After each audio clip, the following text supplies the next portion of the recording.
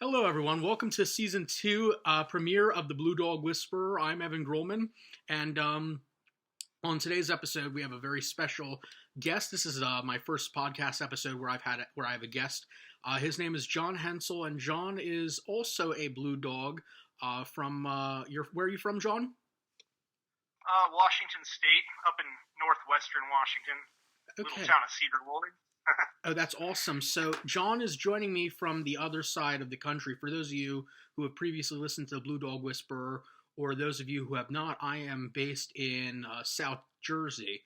So, John is a good 3,000 miles from me, but we are here together on this first, this special podcast episode. Thank you so much for joining me, John. Yeah, you're welcome, Evan. It's great to be here. I'm looking forward to talking about topics related to Joe Biden's presidency and also just opinions amongst us blue dogs on what to expect on future endeavors with Joe and his cabinet. Well, that's great. This is the first episode that I am doing during Joe Biden's presidency. The last episode I did was about a month ago where we discussed John McCain and his maverick style. And Joe Biden and John McCain were very, very, very, very good friends. And I kind of want to get your perspective on what you think Joe Biden's presidency could be like and how it would appeal to us blue dogs. How long have you been a blue dog Democrat, John? Well, it's something that's gradually happened over time. I guess back when I was in high school or even my early adulthood, I would have been more of a traditional liberal or maybe what somebody would consider themselves to be typically a left-wing establishment Democrat, but I was more on the end of being I guess not really a progressive, but just a true middle of the road, maybe slightly left Democrat. And over time, I realized I aligned a lot more with the middle when it came to certain topics. And it seems like over time, the left has, the liberal left has drifted a little further left, and the progressive movement has picked up momentum. So I find that it's not really that I have drifted further right, but the left has drifted further left, and I just kind of have cemented some slightly more conservative views Right. over time. Well, that's very interesting because I saw an article, maybe it was done a couple years ago, right after the Democrats took back the United States House of Representatives during the Trump presidency. Right after they were sworn in 2019, I saw a great headline, and you might have read it too, John. I don't know if you did. It's called "These Are Not Your Father's Blue Dogs," something along that line. Yeah, This was a last Congress. Unfortunately, we have since lost a lot of blue dogs in conservative areas in the 2020 election, and I think we're going to talk about that a little bit. But this generation of blue dogs is a much more diverse group than some of the previous blue dogs. I mean, the Blue Dog Coalition was founded during the Bill Clinton years, and now we're 4 or 5 presidents later, and we're still thriving to some degree, I would say. yeah, they definitely made a comeback in 2018, and there was more congressmen added to the Blue Dog Caucus. Stephanie Murray got elected during that election cycle, and she is now the chairman of the Blue Dog Caucus. And a lot of the things she has brought to the table and said, I've strongly aligned with. I mean, she just goes after brass tacks issues like things that support the working class and ways to be able to cut on spending on the federal budget and taking a combination of both the good from the left and the right, like still addressing social rights issues for people that are struggling against growing diversity in this, people that are left behind. Basically, they still address those people, but at the same time, they still uphold some conservative traditional values of America and patriotism and all that. So I like the idea that Stephanie Murray and many other Blue Dogs have brought to the table. Well, Stephanie Murphy has done a very nice job, I would say. She has been criticized by both the extremes on the far left and the far right because she is, as I think many would agree, she's a maverick. She's not afraid to piss off any extreme that she feels is doing something wrong. I know that she was. I was watching an interview on Fox News that I was sent yesterday, actually, by one of my Republican friends. And the Fox News host was upset that Stephanie Murphy suggested that people, because since the last episode, we had an attempted coup at the United States Capitol building, and Stephanie Murphy has actually suggested that that the people who broke the laws, I believe, during that coup attempt, not be allowed to serve in the United States military. And that seems to make some sense to me because, you got all this classified information and the idea of letting people in have access to that information who just attempted to change the direction of our nation. I mean, I kind of get where it's coming from, but what's even more disturbing is the fact that you had some people who actually served in the military who were at this coup. It's very sad, and it's very un-American. Um, I mean, if you believe in a free country and having, a trilateral government like we have, congressional, related to Senate and also judiciary, three branches, Mm-hmm. and you believe in the power of voting, everything they did kind of goes against all of that. Right. They wanted to overturn a fairly held election, and they used violence and force. And I don't know how they didn't see the error in their actions, unless they were just blindly led by a president that probably would prefer to be called dictator. Right. And they lost the ideals of what this country was founded on from the very beginning, in my opinion. Mm-hmm. Well, you bring up an excellent point because we are talking about Joe Biden's presidency and what us Blue Dogs want to see. And I think that one of the things that we want to see is something that we get a lot of crap from progressives about. We want to return to normal, but when you and I say normal, we're not talking about going back to the Obama years or going back to the way things were, because let's be honest, progressives are right when they say that normal, in terms of how the Obama years worked out, didn't work out for a lot of people. I think Obama did a very good job as president. I think he was a decent president, but still some people were left behind, not saying it's entirely his fault. But when we say we want to go back to normal, what does that mean to you as a Blue Dog? Because it doesn't mean what progressives say that we think it means. Well, normal is an ever-changing ideal or subject. I mean, as we go into the future, nothing's going to stay exactly the same. Things today aren't the same as they were in the 1950s, and it's just not going to be that way. So there's certain things and change that we can embrace and accept.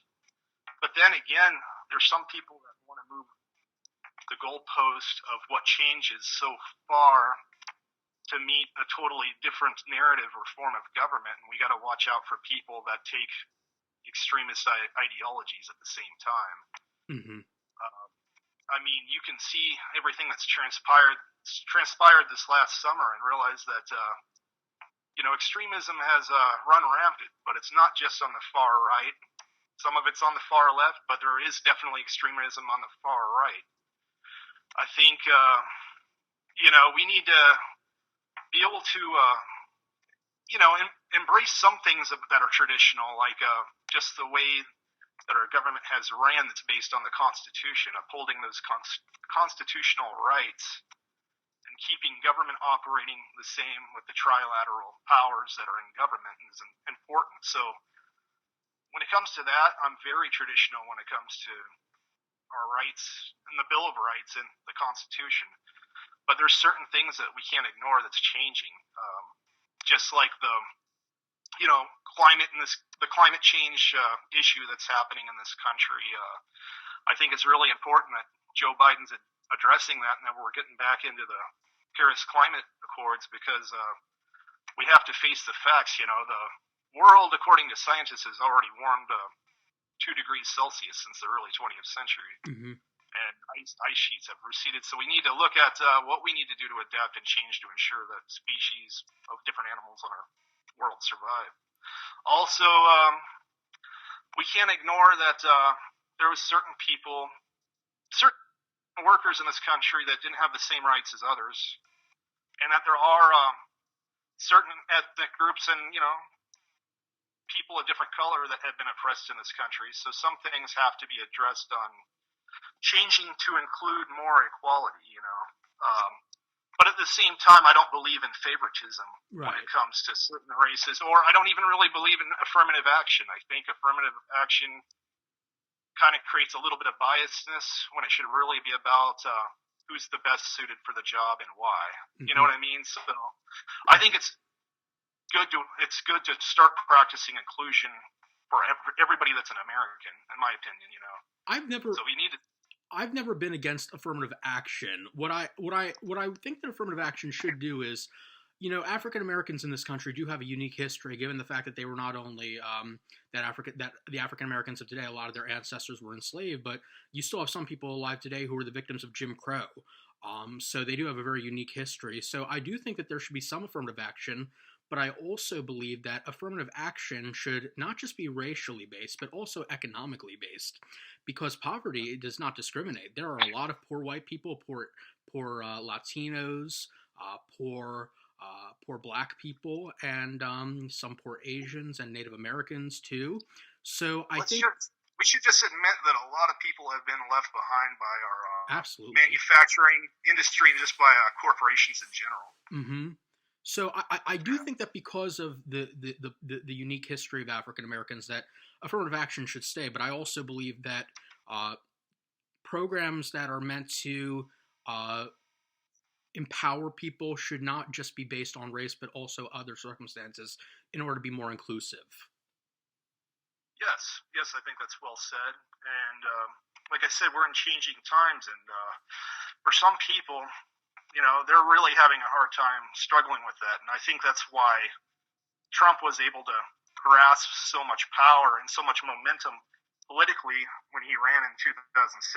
It's because he grew popularity through those sentiments that the U.S. is changing, and that the old traditional values, maybe the 1950s, is changing, and there's less and less white people in this country that threatens some people. But he fed on fear. He did it the wrong way. He fed on fear that Americans had instead of bringing us together and uniting us. Right. Well, and one thing that will definitely cause a party to lose power is if you lose the moderate base. Oh yeah. And you start drifting so far one way that you lose touch with moderates. And I think the Republicans are starting to struggle with that right now. I mean, Georgia didn't swing totally blue for no reason. I was really shocked when that happened. I didn't think Georgia would be won over so easily by Biden and go totally blue in the Senate. So it's showing you that moderates don't necessarily agree with what Trump brought to the table.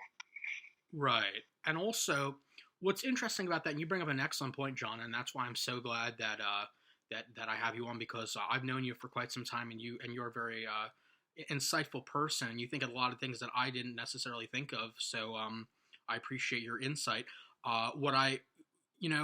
People don't understand that the GOP, there's a misconception that the GOP is growing, and the question is, how long will it continue to grow for? Because, as you said, not only have they alienated moderates, but you also have demographic changes. And I will be fair to Trump. Trump did improve among the African American community in 2020 as opposed to 2016. In fact, if you go to the Wikipedia page for my home state of New Jersey and you take a look at, they actually have a map that shows the towns in New Jersey and how they voted in this election, but they also show how if it swayed more towards Trump or towards Biden since 2016. So an instance, in a town like Glassboro, New Jersey, where I live, the town voted for Hillary Clinton in 2016, voted for Joe Biden in 2020. Joe Biden did better, but Joe Biden got more, as opposed to 4 years ago, Joe Biden did better in Glassboro than Hillary Clinton did. But if you go to towns like Camden and Newark and Penns Grove, that are highly minority based, whether it's Hispanic or African American. Trump improved from 4 years ago. So, It's shocking.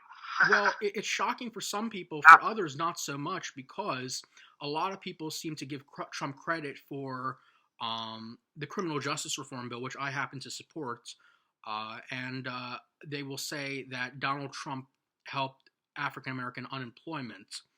And whether we give Trump credit for that or not, it does have to that issue does have to be raised, because the results showed that minorities were actually more drawn to Trump this time than 4 years ago. They certainly Trump didn't get a majority of the African American vote or the Latino vote, if I'm not mistaken, but he did better.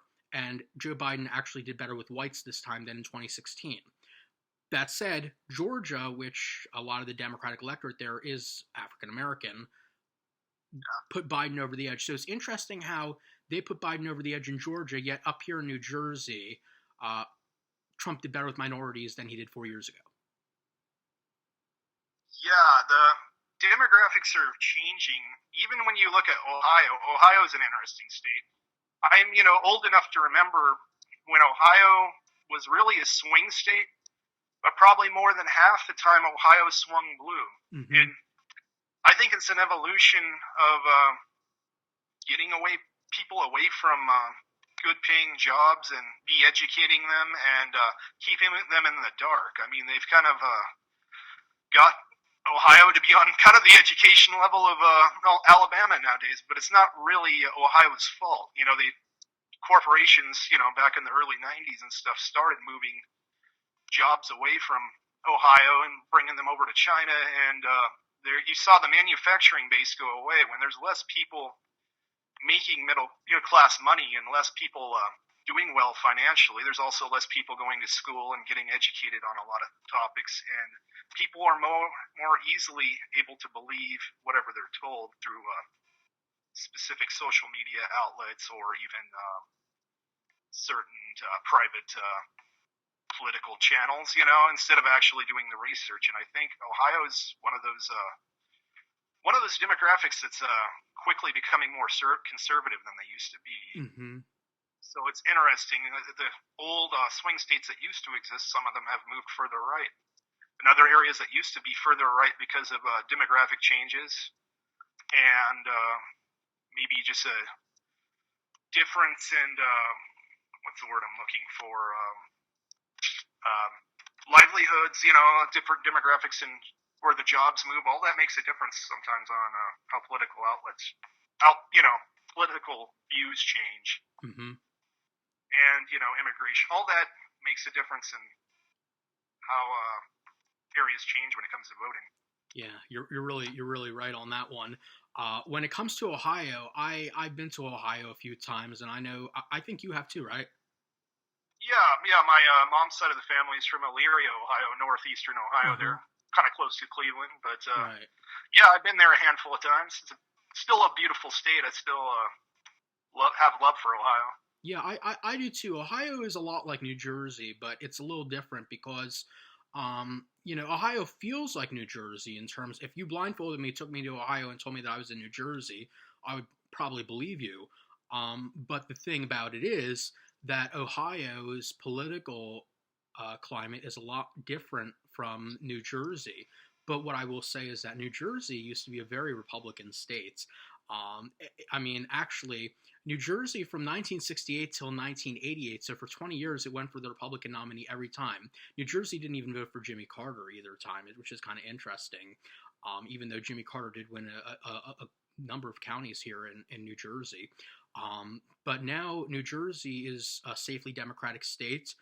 We don't really matter in the presidential elections anymore. There was a time where people thought we would matter a little more, especially after 9/11 with President Bush. There was a question of whether Bush could win New Jersey because of our close proximity to the Twin Towers, but that did not happen.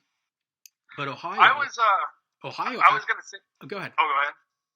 I was going to say I was impressed that Pennsylvania didn't really make a difference in the outcome of this election, and neither did Ohio.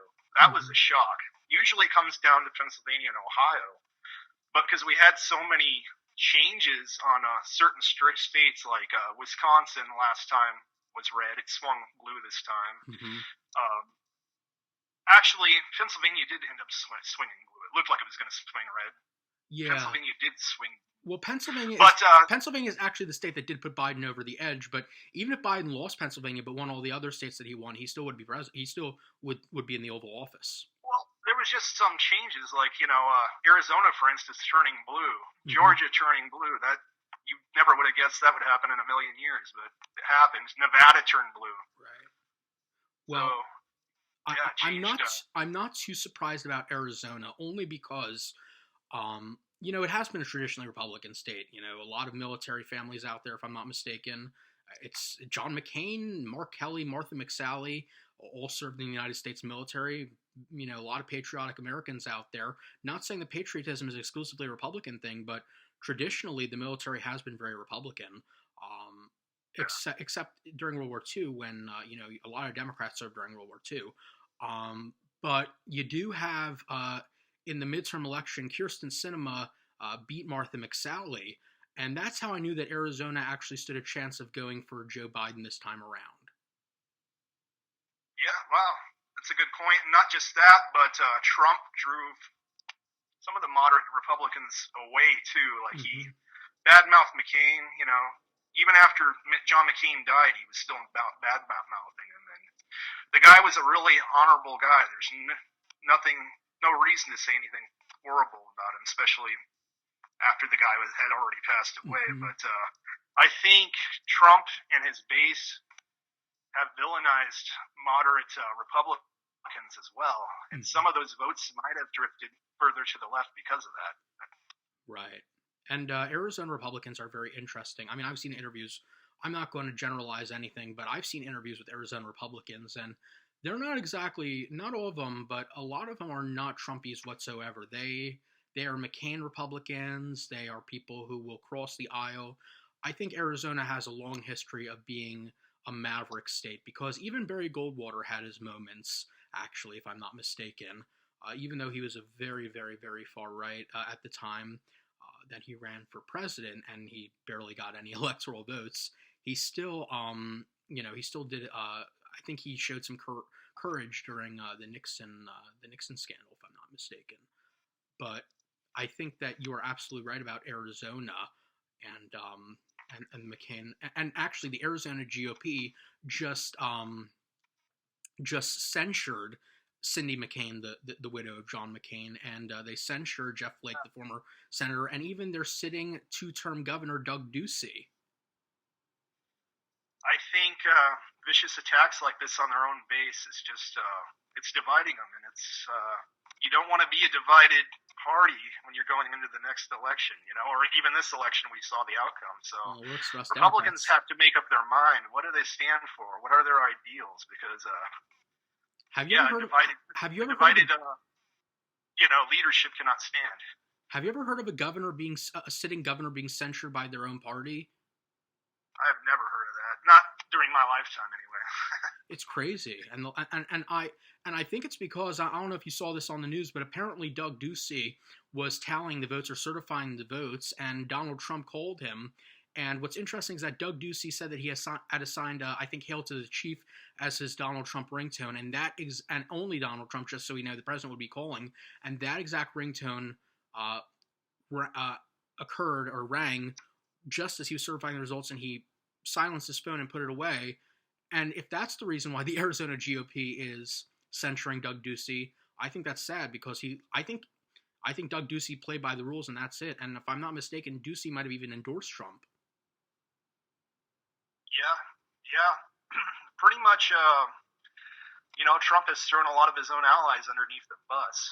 And even the Proud Boys, it's funny, even the Proud Boys, which are kind of a radical extremist group, after a lot of them went to jail, or at least they were, put on blast by the media, and they were saying after this was all said and done and Trump leaves office, they said, Trump left us behind. Like, he didn't protect us or give us, it's like, what did you expect? He fired most of the people that were in the White House during the time in office and replaced them, like pretty much most of them, at least once over. Mm-hmm. And how did you think he wasn't going to throw you under the bus? You know. He probably would have fired Mike Pence if he could have. Yeah, I wouldn't be surprised. Yeah, Mike Pence was the voice of reason and wouldn't let Donald Trump just run, just run wild with his, unstable takes. But I think we were talking about what to expect from the Biden presidency. Well, yes, and part of that is the fact that we have listed so many problems.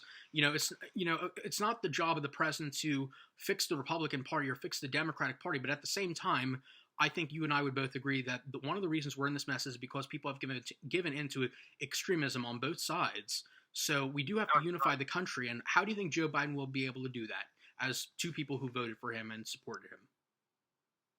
Well, I think Joe Biden really wants to bring unity back to this country and just get this country back to work, fight the coronavirus, give us affordable, easy to access health care.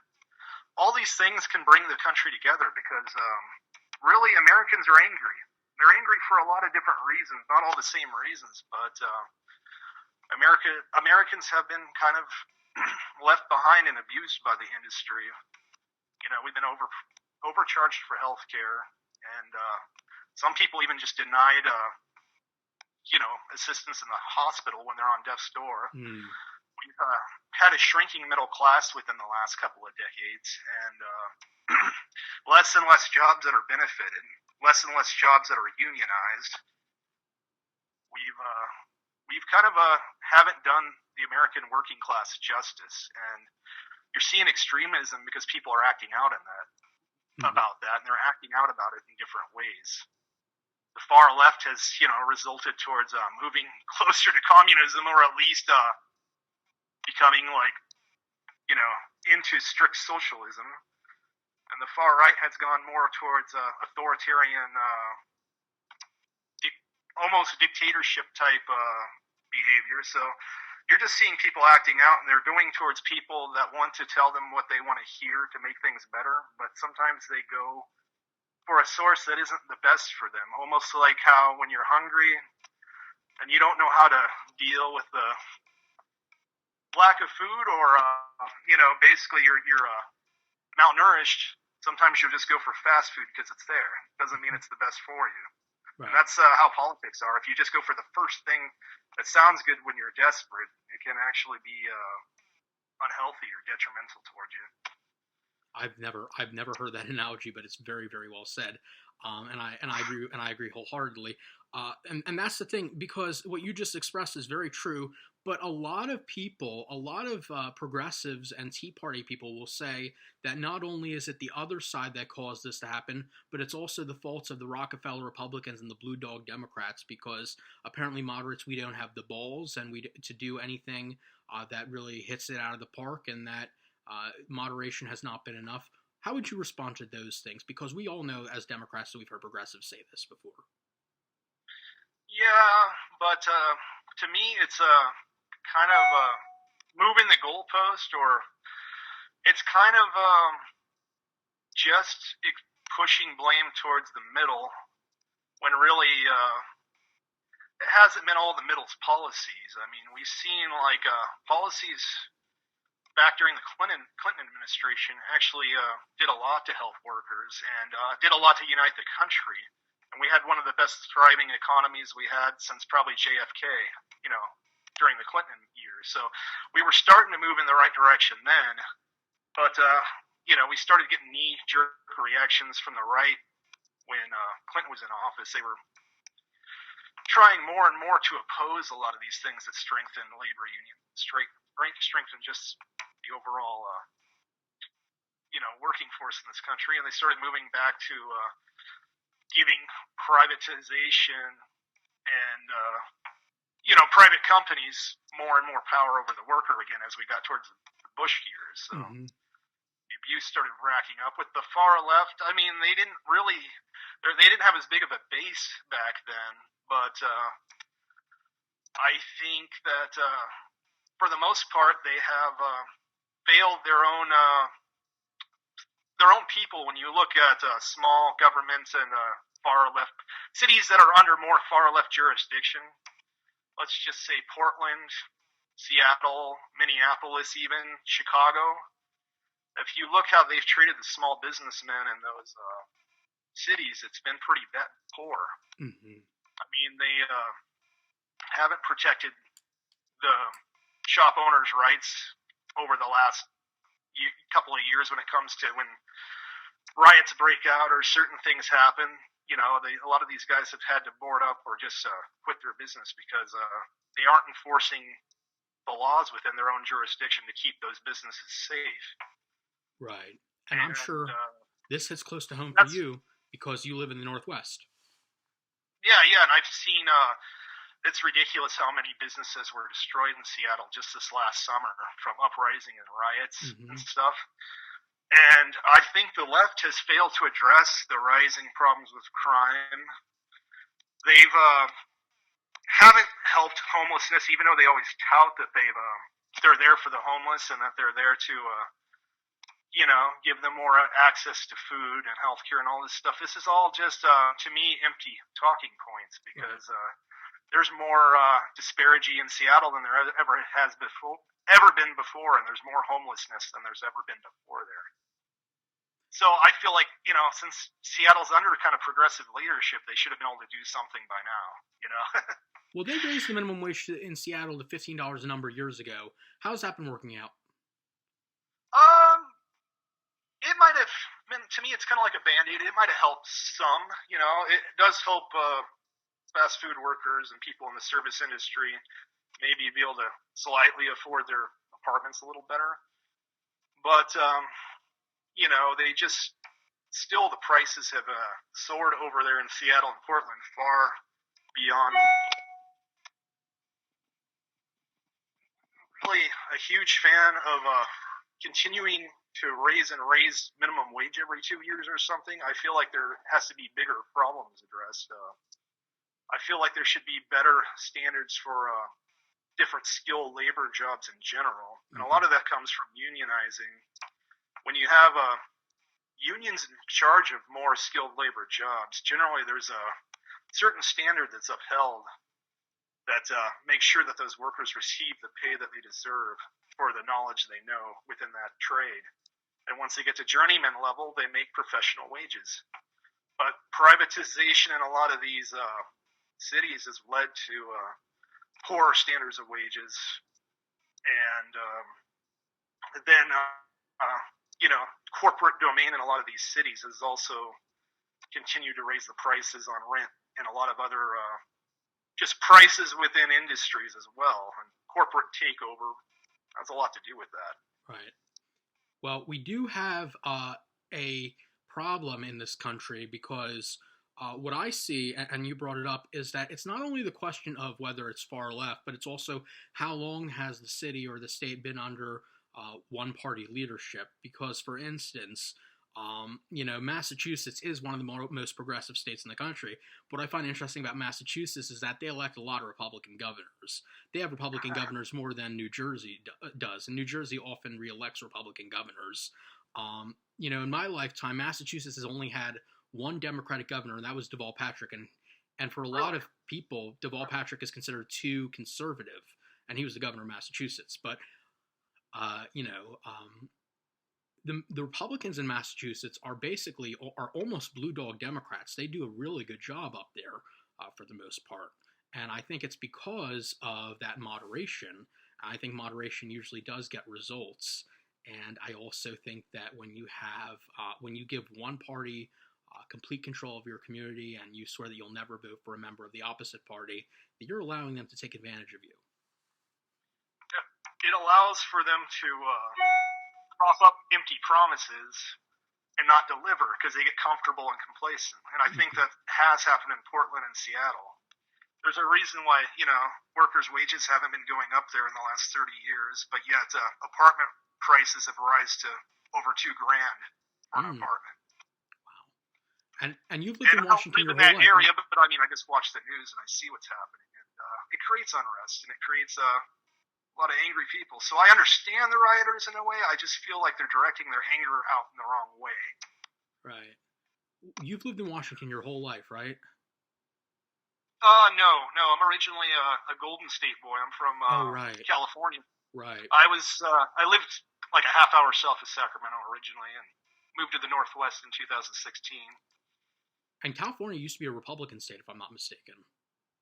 Yes, years ago, California was traditionally conservative. And a lot of that started changing by the 1960s, early 70s, and then it was still a swing state for a matter of years. As we got further, I think by the late 80s or early 90s around there, that's when California started to solidify as a blue state. Well, it's kind of like New Jersey. I think we have this in New Jersey. I think we have, I mean, in the presidential elections, we have the same voting patterns as California. New Jersey from 1968, I mean, California from 1968 to 1988 voted for Republican presidents every time, if I'm not mistaken. And then Bill Clinton won California and won New Jersey. But I would say that we have more, although I don't know, I've never been to California, but I would say that we have a lot more conservatives in New Jersey than a higher percentage of conservatives in New Jersey than California. But then again, I could be wrong. It's New Jersey is definitely a kind of a purple state. Where I live in Washington, even though everybody from the Midwest or the Rust Belt says that Washington's a communist or a socialist-loving state, it's really not true. Seattle and the bigger areas like Tacoma are definitely further left-leaning. But if you look at the majority of Washington, anywhere out in the rural areas or small towns, they're very conservative. Even here in Cedar-Woolley, there's a majority of Republicans within our city. And I always see them. This election cycle, I saw them post a whole bunch of Colt signs and a whole bunch of Trump signs in my neighborhood. And so, yeah, like traditionally Washington also is a purple state. And I think there's good things in having purple states because it allows both sides' voices to be heard and kind of makes things well-rounded to where certain issues... Oh, I can't hear you. John, you got to speak up. Oh. It just makes, different voices be able to be heard when purple states exist. It means that, one side of the political spectrum won't be totally ignored while the other is, giving all their needs and wants on one side. So I think it's good. It's well-rounded to have a, in-between state that's purple. When was the last time Washington State had a Republican governor? Do you know by any chance? I've looked this up, but it's been a little while. I think the last time was either 84 or, it was a while ago. It was like either early or mid-80s, sometime around there. Wow. But do you feel well represented in Washington as a blue dog? Yes, in some ways, yes. In some ways, no. Mm-hmm. I think our higher up leaders in Washington have kind of ignored moderates a little bit more. Even Jay Inslee, who's the governor, is a little too far left-leaning for my taste, but there are some issues when it comes to climate change and workers' rights that I would agree with him with. Mm-hmm. But when you look at the smaller municipalities, when you look at like areas like in Skagit County here, Mount Vernon, even Bellingham, I mean, they are, some people would consider them progressive, but really, because they have so much influence from the outer part of their counties being red, I would say they're fairly moderate in a lot of their policies. So the smaller towns out here in Washington tend to be pretty moderate cities, in my opinion. Mm-hmm. And would you say you saw more Trump signs or Biden signs by you? Oh, where I live in Cedar-Woolley, I live a little ways off of I-5, kind of going towards the mountains. People out here are generally Republican, but you get over towards I-5 over there, it seems like anything along the I-5 corridor is usually blue. You go to Mount Vernon, Burlington, which is like 5 miles west of me, and there's a lot of Biden signs and a lot of, Biden, Kamala Harris signs. So, you just move 5 miles further west, and it's majority Democrat. Right. And how would you rate the Biden administration so far, if you have to give them a letter grade? It's really early on to judge. I think most of what he has put on the table has really impressed me. I would give him a 7.5 out of 10 right now. And that's the only reason I'm not giving him a 10 out of 10 is I feel like he's trying to do a lot to impress progressives. And that's not necessarily all bad. We got to somewhat win over progressives, but I feel like he has to walk a thin line not to drift too far left at the same time. I mean, do you remember, before Bernie Sanders came onto the scene, do you remember a president having to worry about which wing of the Democratic Party they had to impress? Sanders? Before Sanders, do you remember Barack Obama kind of tiptoeing around, okay, I can't make progressives mad, I have to make moderates happy, or vice versa? Do you remember that? Because I don't. No, that's a fairly new issue. Yeah. And I think it's because the Democrat Party has moved a little bit further left, so they have to try to do more, say more things that are lip service to calm down the left, I would say.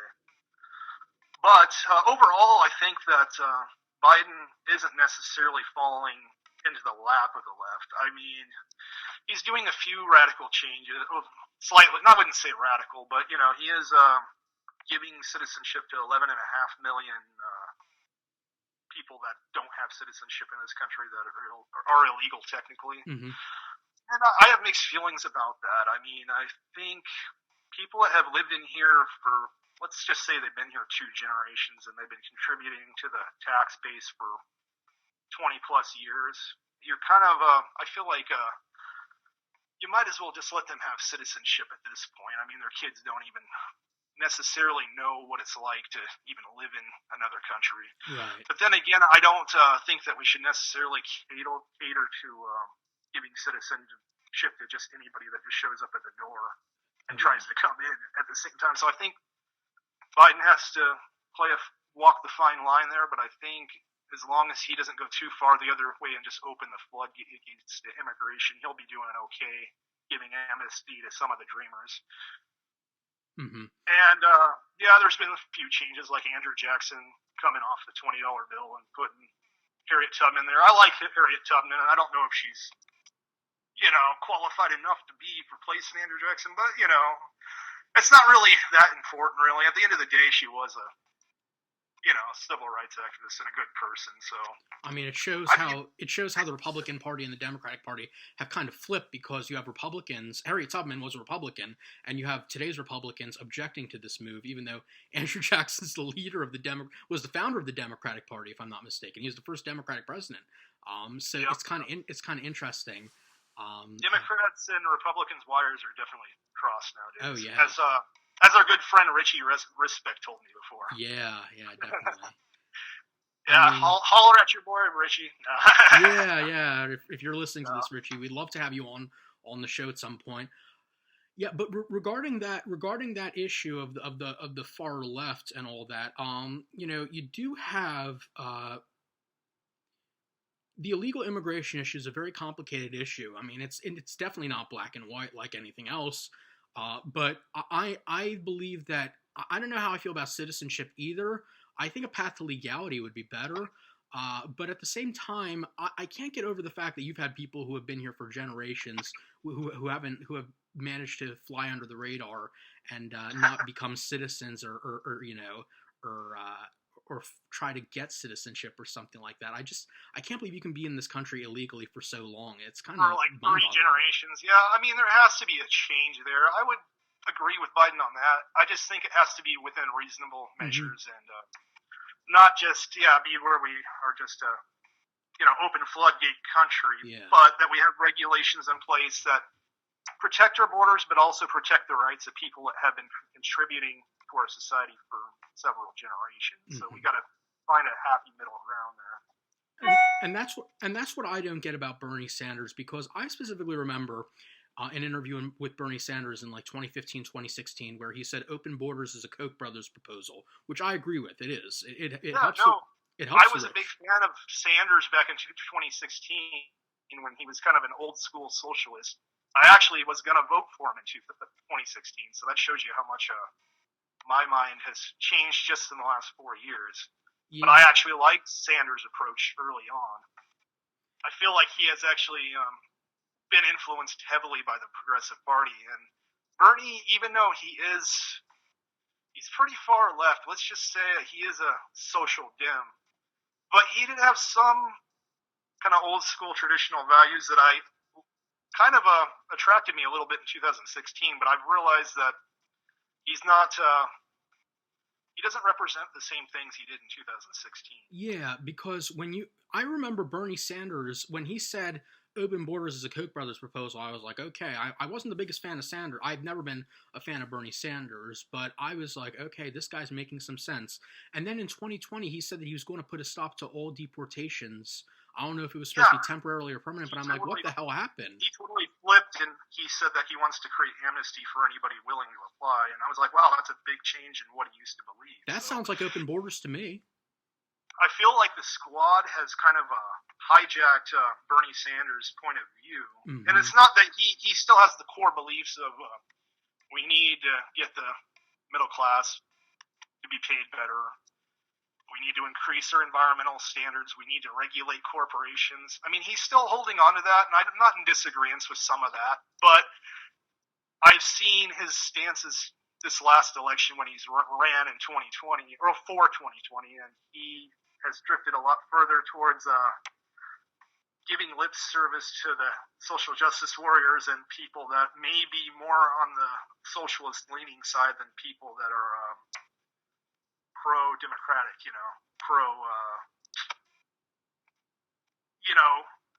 patriotic, or just, that's not really the right word to use, just traditional liberal values. Mm-hmm. He's drifting away from that. Bernie in 2016 was still kind of upholding the traditional liberal values, but right. I feel like him and his party has drifted away from that. And even I've talked to a lot of socialist-leaning Dems, and a lot of them have spoken up against things that are written in the Constitution and spoken against free speech because they want to. They're just basically trying to regulate so much on what is politically correct that they're actually moving away from free speech. And those are the things that worry me. It's terrible, and that worries me too. And what's interesting is that I thought, even though Hillary Clinton was the more moderate of the two between her and Bernie, a lot of the social justice warriors actually did support Hillary Clinton over Bernie Sanders in 2016. And maybe you noticed that too. Yeah. But you had, you had states where Bernie did very well in the Democratic primary in 2016. And then in 2020, between Bernie and Biden won literally every county in a lot of those states, and Bernie did horribly. And then you had California, which voted for Hillary Clinton in 2016 primary, and then it really went heavily into Bernie's favor. So it's almost as if he took on the social justice warrior candidate title. They got unloaded on him, and he's trying to bear the burden of it, which isn't easy to do. I mean, Bernie is a nut job, and the progressives. I mean, the progressives have been playing identity politics for a long time, but Bernie gave into it a lot, actually, during 2020 election. You're going to have to speak up, John. I can't hear you. Oh, I said he definitely did sell out in the 2020 election and kind of disappointed me. That's why I moved from being a Bernie bro in 2016. I mean, by 2017, 2018, I already kind of assumed the title Blue Dog. I remember my dad mentioning the term back in like the early 2000s. It was a long time ago when I was in high school. I said, "What do you believe politically, Dad?" And he said, "Well, I'm really a middle-of-the-road guy, and I think there needs to be common sense where we meet each other in the middle. We work mostly for helping the working class, but that we meet each other in the middle." And he says, "I kind of consider myself an old blue dog," my dad said. Nice. I was like, wow, I kind of was just like shocked by the term. Like, oh, that's different. That's a cool sounding term, I thought, but I was still kind of a traditional liberal back then. But yeah, by 2000, after the whole Hillary Trump debacle or an election, I feel like it was the worst election that was held in probably, I don't know. John, I can't hear you. I think your microphone's off or something like that. Yeah. I would say that the Hillary Trump election was probably one of the worst elections we had in years. I don't know. since Reagan ran against. Who did Reagan run against in '84? Mondale. Yeah, since the Reagan Mondale election. Well, it wasn't So exactly a landslide like that election, but yeah, but yeah, I feel like that was just it was just an all-out bad pick on both political parties. And a lot of people were just scared of Hillary, and it was because she was giving lip service to social justice warriors, and he kind of just seemed like a big establishment dim, which I could see a lot of people in the Midwest and a lot of people that are just the working poor kind of had a knee-jerk reaction against that. Right. I think Hillary had all. I mean, Hillary at her core, I believe, is a moderate, but she didn't campaign as one. I feel like she took all the. I mean, Hillary is such a. I mean, I'm not a Hillary Clinton fan, but she is a really good worker. But and a lousy candidate. I feel like she took all the bad parts of being an establishment candidate and took all the bad parts of being a progressive and combined the two and created this one lousy, horrible candidate that no one wanted to vote for. I mean, I realize she won 3 million more votes than Trump popular vote-wise, but not in the right areas. She wasn't strategic about it. No, she won over the big cities like, LA, right. New York City and stuff. And she flew over the some of those Great Lakes states like Wisconsin. I don't know. Did she visit Michigan? I can't remember. She visited Michigan I think the night before or election day, but it didn't make enough of a difference because she lost, and she hadn't visited Wisconsin since April of 2016. You got to speak up. I can't hear you. I said the Clintons are an interesting topic of their own. I really liked Bill, and he kind of resembles more of a blue dog. And Hillary probably isn't the worst policy-wise, but she definitely sold herself poorly. Definitely. Well, Bill and Hillary are alike. I mean, I will say this. I think that the Clintons are borderline criminals.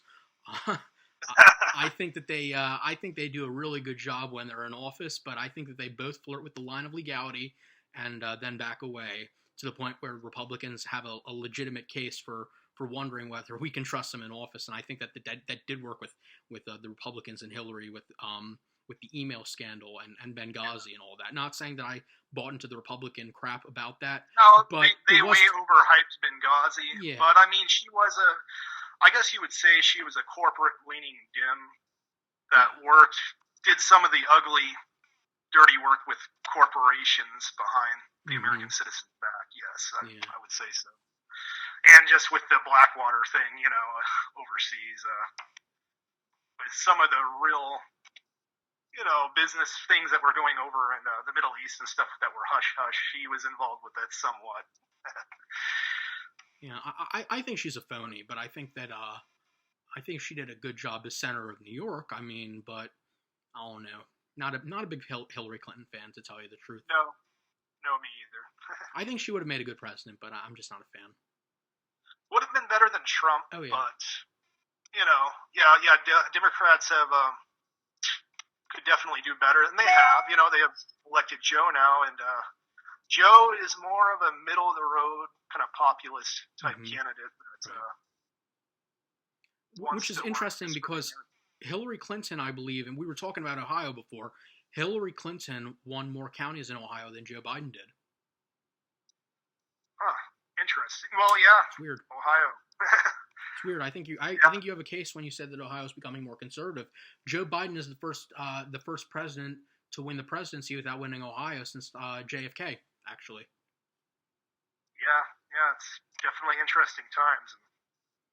And my last question regarding the blue dog thing, and then I'll let you have some time to say whatever else you want to say.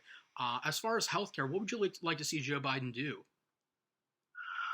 I for a while wasn't really decided on healthcare. I mean, originally I liked the idea of Bernie Sanders' Medicare for All when he first presented it.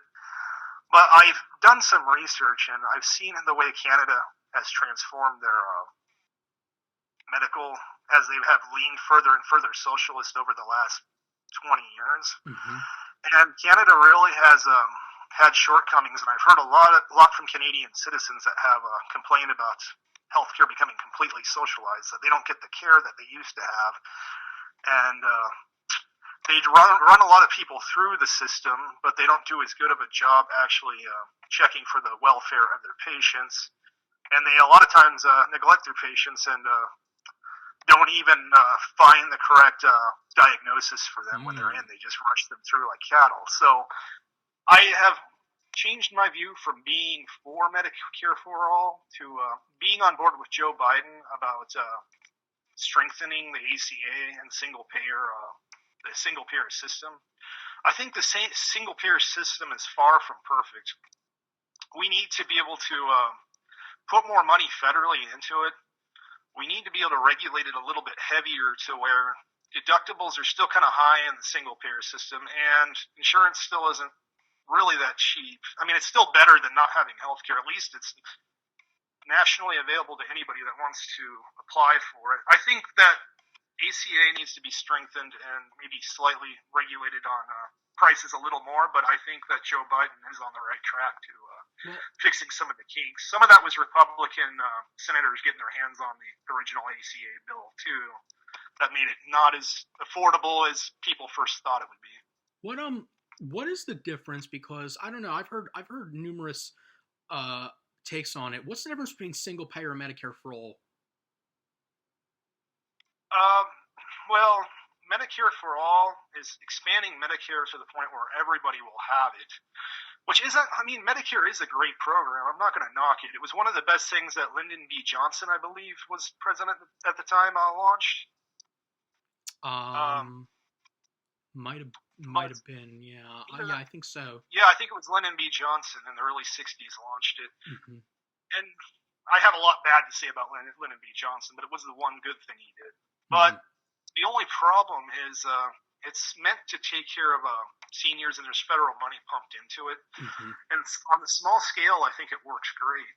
But I think if you broaden it to where it is our whole healthcare system, it will start to socialize medicine and healthcare to the point where it's going to be kind of like a mass-produced thing, kind of like what Canada has, where they have it will make prescription drugs cheaper.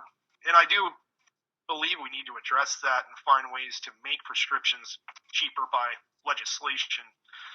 But you're going to maybe get a reduction in quality when it comes to the amount of care people get in hospitals and stuff if you do fully socialize it. I think Pete Buttigieg was right onto the right idea when he said Medicare for all those that want it.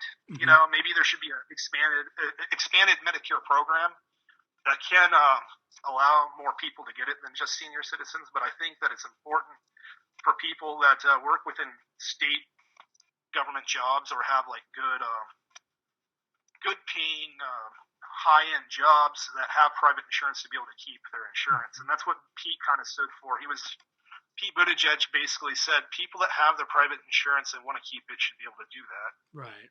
People that want to be able to pay into the ACA and get Obamacare should be able to do it. So I kind of am in the middle of the road where I think that we could improve ACA some, but I think that we need to keep the program that's already there instead of scrapping it and trying to socialize medicine. Well, I do support a public option. I think that that's a good thing, and the public option could be Medicare for all who want it, like Mayor Pete said. The problem that I have with single payer is that, I mean, you probably would know this more than I would because I would assume you live closer to Canada than I do. A little bit. Yeah. How far are you from Canada? I first moved to Bellingham when I first moved up here, and it's only like 30 minutes from Canada. Now I moved to Skagit County, so I'm about 45 minutes, 50 minutes, about 50 minutes from Canada. Yeah. Well, I'm a good 11, 12 hours away from Canada. The thing is that you do have, Canada has less people than the state of California.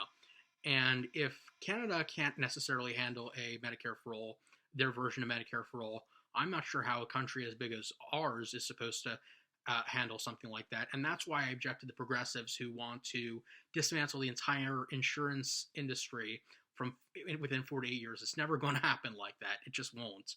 And you can't expect that to happen without some disastrous and catastrophic consequences.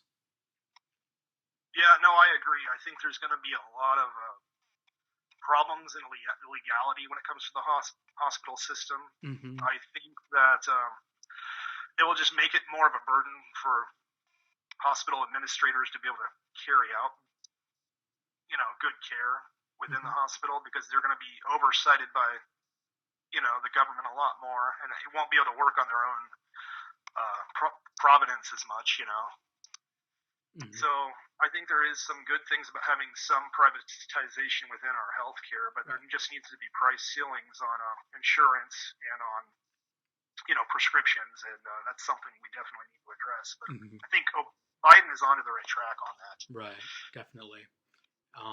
And we have about a minute left. What else would you like to say about Blue Dog politics? What would be your message to our listeners who aren't sure whether to get on the Blue Dog bandwagon? Well, I think Biden, we didn't probably talk enough about all the things Biden's suggesting, but I think Biden's trying to get middle class jobs and manufacturing back to this country.